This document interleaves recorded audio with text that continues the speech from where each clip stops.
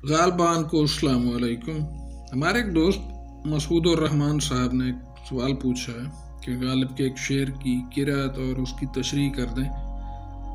गालिब फरमाते हैं, परतवे खुर से है शबनम को फना की तालीम, परतवे खुर से है शबनम को फना की तालीम, मैं भी हूँ एक इनायत की नजर होने तक, मैं भी हूँ एक इनायत की नजर होने तक। इस शेर में ज्यादा मुश्किल अल्फाज तो नहीं हैं, दो अल्फाज अलबत्ता काबिल वजाहत हैं। उनमें से पहला लफ्ज तो परतव है। परतव करतव के वजन पर किसी भी चीज के अक्स को जो हू बहू उसके जैसा हो, वो तो ना हो लेकिन उसके जैसा हो, उसका कायम मकाम या उसका नुमाइंदा कह लें, उसे परतव कहते हैं। जैसे सूरज की रोशनी या उसकी रोशनी की एक किरण सूरज तो नहीं होती लेकिन उसमें सूरज की खसूसियात सारी होती हैं। दूसरा लफ्ज़ है खोर, जिसे हमने खुर पढ़ा है। उसकी वजाहत गालिब खुद फरमाते हैं। मीर महदी मजरूह के नाम एक खत में उन्होंने इसकी वजाहत फरमाई है। लिखते हैं, मेरी जान वो पारसी कदीम जो होशंगो जमशीदो के खिसरो के अहद में मुरव्वज थी, उसमें खुर बखाए मजमूम नूर काहिर को कहते हैं। और चूंकि पारसियों की दीदो दानिश्त में बाद खुदा के आफताब से ज्यादा कोई बुजुर्ग नहीं है, इसी वास्ते आफताब को खुर लिखा और शीद का लफ्ज बढ़ा दिया। शीद बेशीन मकसूर व याए मारूफ बरवजन ईद रोशनी को कहते हैं, यानी ये उस नूर काहिर एजदी की रोशनी है। खुर और शीद ये दोनों इस्म आफताब के ठहरे। जब अरब व अजम मिल गए तो अकाबिर अरब ने कि वो मुंबई उलूम हुए, वास्ते दफा इल्तिबास के खुर में वाव मादूला बढ़ाकर खोर लिखना शुरू किया। हर आइना मुताखिरीन ने इस कायदे को पसंद किया और मंजूर किया, और फिल हकीकत ये कायदा बहुत मुस्तहसन है। फकीर जहाँ खुर बेइजाफा लफ्ज शीद लिखता है, मुआफिक के कानून उज़माए अरब बेवाव मादूला लिखता है, यानी खोर। और जहाँ बेइजाफा लफ्ज शीद लिखता है, वहाँ बे पैरवी बुजुर्गान पारसी सर बसर लफ्ज खोर को बेवाव लिखता है, यानी खुर्शीद। खुर का काफिया दुर और बुर के साथ जायज और रवा है। खुद मैंने भी 2-4 जगह बांधा होगा, वहां मैं बेवाव क्यों लिखूं? रहा खुर्शीद, चाहो बेवाव लिखो चाहो माल वाव लिखो। मैं बेवाव लिखता हूं मगर माल वाव को गलत नहीं जानता, और खुर को कभी बेवाव ना लिखूंगा, काफिया हो या ना हो, यानी नज्म में वास्ते शेर में आ पड़े या नसर की इबारत में वाक़े हो, खोर लिखूंगा। ये बात भी तुमको मालूम रहे कि जिस तरह खुर तर्जमा काहिर का है, इसी तरह जम तर्जमा कादिर का है कि बेइजाफा लफ्ज शीद इसमें शहनशाह वक्त करार पाया है। मुश्किल अल्फाज की वजाहत के बाद अब हम शेर की नसर करते हैं, उस पर गौर करते हैं कि गालिब ने इसमें कहा क्या है। वो कहते हैं कि जैसे परतवे खुर यानी सूरज की किरण से शबनम के कतरे को फना की तालीम दी जाती है, और उस तालीम को पाने के बाद वो शबनम का कतरा हवा में तहलील हो जाता है, यानी अपनी असल को लौट जाता है। उसी तरह मैं भी तब तक हूं जब तक मुझ पे नजर इनायत नहीं होती। नजर इनायत मुझ पर हो, यानी उसकी तालीम मैं पाऊं। जैसे शबनम ने परतवे खुर से फना की तालीम पाई है, उसी तरह नजर इनायत मुझे फना की तालीम देगी तो मैं भी अपनी असल को लौट जाऊंगा। तो मेरा ये होना कब तक है? जब तक मुझ पर नजर इनायत नहीं होती। सबसे पहले तो इस नुक्ते पर गौर करें कि गालिब ने अल्फाज कौन कौन से चुनकर इस शेर में ही नगीने की तरह जड़ दिए हैं। पहला लफ्ज परतवे खुर, یہ لفظ ہمیں حفظ مراتب یعنی پروٹوکول کی حقیقت سمجھا رہا ہے کہ جتنی شبنم کی مقدار ہے اس مقدار اور اس کے حجم کے مطابق اسے فنا کی تعلیم دینے خور نہیں آیا، بلکہ یہ ذمہ داری اس کے پروٹوکول کے مطابق پرتو خور کی ہے۔ خورشید تو حالت کلو فی فلک یسبحون میں ہونے کے باوجود اپنے مقرر شدہ مقام پر مستوی بھی ہے۔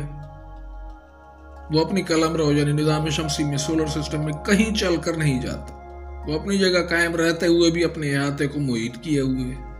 وہ اپنے مقام پر ہونے کے باوجود نظام شمسی میں ہر جگہ موجود بھی ہے۔ اس کی ہر کرن شعا اس کا پرتو ہے، یعنی اس کا نمائندہ ہے، قائم مقام ہے، اور اس کے ہر پرتو میں اس کی اصل یعنی سورج کی کچھ صفات اور کچھ خصوصیات بھی موجود ہیں۔ اب خورشید کی یہ شان نہیں کہ وہ شبنم کو فنا کی تعلیم دینے خود آ جائے۔ نظام شمسی میں صرف یہ قطرہ شبنم کا تو نہیں ہے، اس نظام میں ایسے انگنت قطرے کسی بھی شکل میں موجود ہیں۔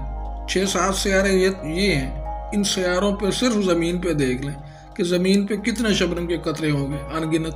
تو اب خورشید جا کر کس کس کو تعلیم دیتا پھرے، اور اگر وہ ایک قطرے کو تعلیم دینے جائے تو پھر باقی نظام کا کیا ہوگا؟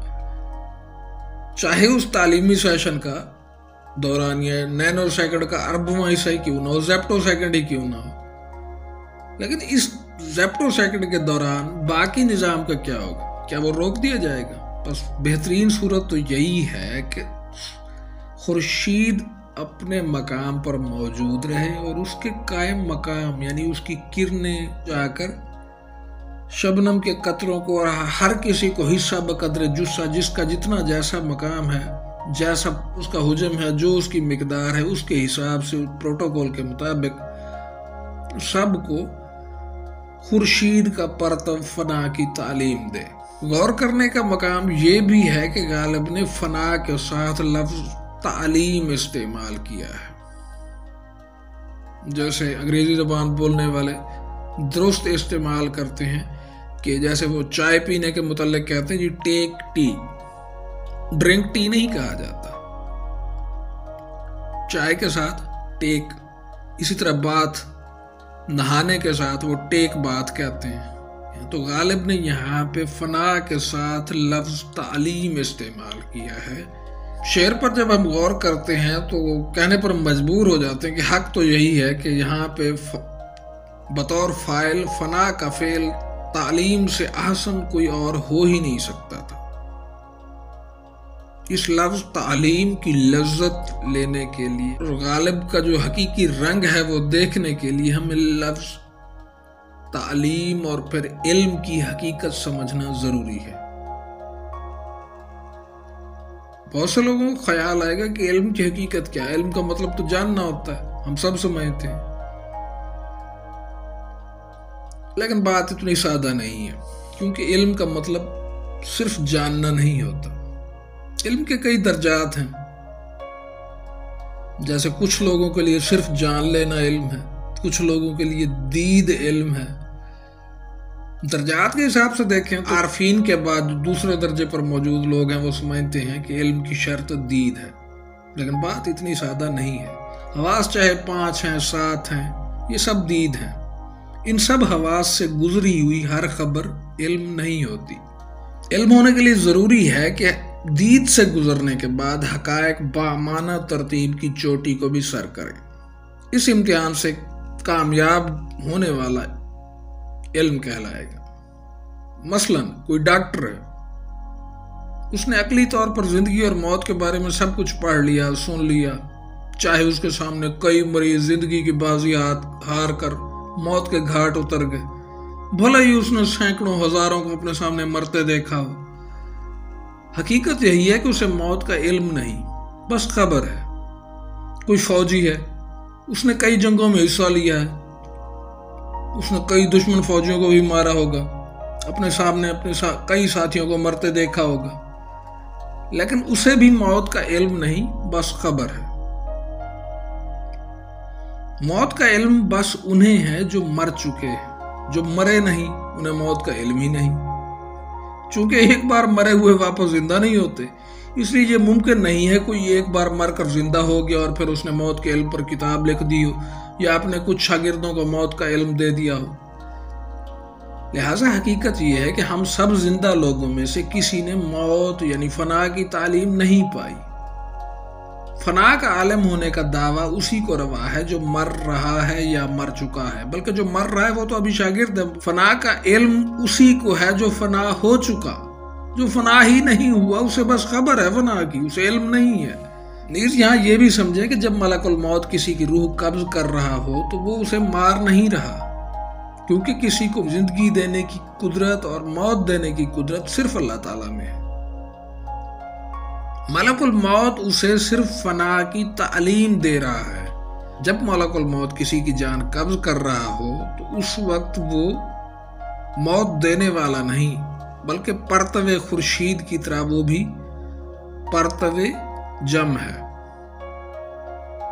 یعنی اس قدرت والے کا نمائندہ ہے، اس کا پرتو ہے جسے اس نے اس کام پر مقرر کیا ہے۔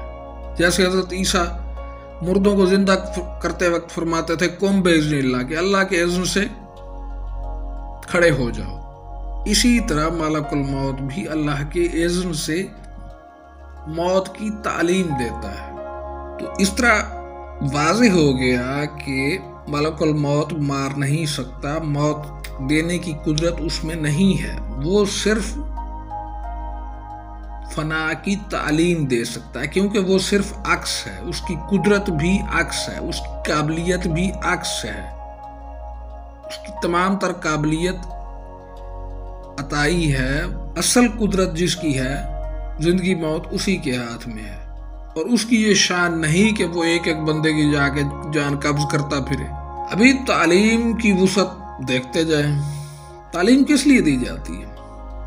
کہتے ہیں جی تعلیم آگاہی کے لیے دی جاتی ہے، جیسے ایک بچے کو اس کی آمدہ زندگی میں سامنے آنے والے ممکن حقائق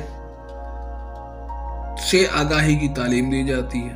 اسکول میں ریاضی، فزکس، کیمسٹری یہ سب اس لیے سیکھتا ہے تاکہ آئندہ زندگی میں جب اسے کسی حساب کتاب کا سامنا ہو تو وہ اس کا سامنا کر سکے۔ طالب علم کو اسی وقت تو یہ زندگی میں درپیش نہیں آ رہے ہوتے نا۔ اسی طرح میڈیکل کے طالب علم کی مثال لے لیں کہ ان کو دی جانے والی تعلیم اسے آئندہ زندگی میں بطور ڈاکٹر درپیش ذمہ داریوں سے عہدہ برآ ہونے کے قابل بناتی ہے۔ میڈیکل کالج میں خشک اصطلاحات، ادویات کے خاص کو رٹے مار مار کے دماغ میں نقش کرتے ہوئے طالب علم، اور لیب میں سرجری سیکھتے طالب علم اس لیے ان مشکلات کا سامنا کرتے ہیں تاکہ آئندہ دنوں میں جب ان کے سامنے کوئی مریض شفا کی امید لے کر آئے تو وہ اس کی امید بر آنے کا سبب بن سکے۔ اگر ایک ڈاکٹر اور ایک سرجن نے یہ سب مراحل زمانہ طالب علمی میں طے ہی نہیں کیے تھے تو وقت آنے پر مریض کو دوا تجویز کرنے کے بجائے موٹی موٹی کتابوں میں سر کھپانے لگے گا۔ اسے عین موقع پر وہ سب علامات، ان کے تدارک میں معاون ادویات اور ان کے خاص ڈھونڈنے پڑیں گے، تو کیا اس کے ڈھونڈنے تک مریض جان بر ہو سکے گا؟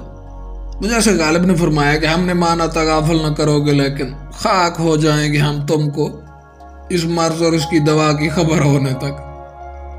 اسی طرح کسی سرجن نے اگر زمانہ طالب علمی میں درجنوں بار لیب میں اعضاء کی پہچان، ان تک پہنچنے کے راستے میں آنے والے اعضاء کو درست طریقے سے کاٹنے، اس کاٹنے سے نکلنے والے خون کے نظارے کا عادی ہونے، گھبرائے بغیر خون کے اس بہاؤ کی رفتار کم سے کم رکھنے یا اس کے متبادل انتظام کرنے، مطلوبہ عضو سے مناسب سلوک کرنے کی پریکٹس نہیں کی تھی تو 100% امکان ہے کہ وہ ایسے موقع کا سامنا کرنے پر شدید گھبرا جائے، خون دیکھ کر چیخنے لگے، عین ممکن ہے اسے کٹے ہوئے خون آلودہ اعضاء دیکھ کر قے ہو جائے۔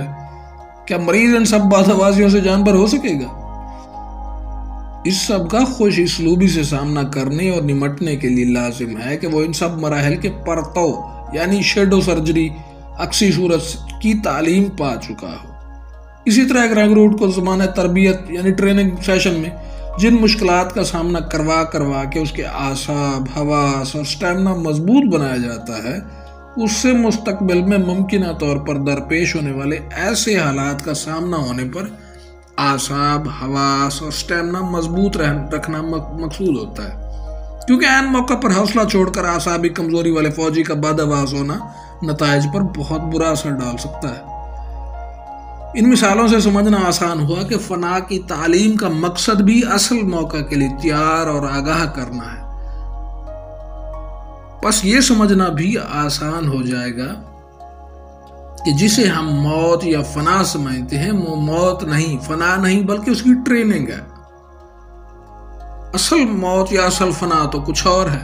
अगले हिस्से में हम मौत और फना पर रोशनी डालेंगे इंशाअल्लाह। वीडियो तवील ना हो जाए फिर आप लोगों ने इतराज करना है, तो मजीद बकिया वजाहत अगले हिस्से में इंशाअल्लाह करेंगे। तब तक के लिए इजाजत दीजिए। अल्लाह हाफिज।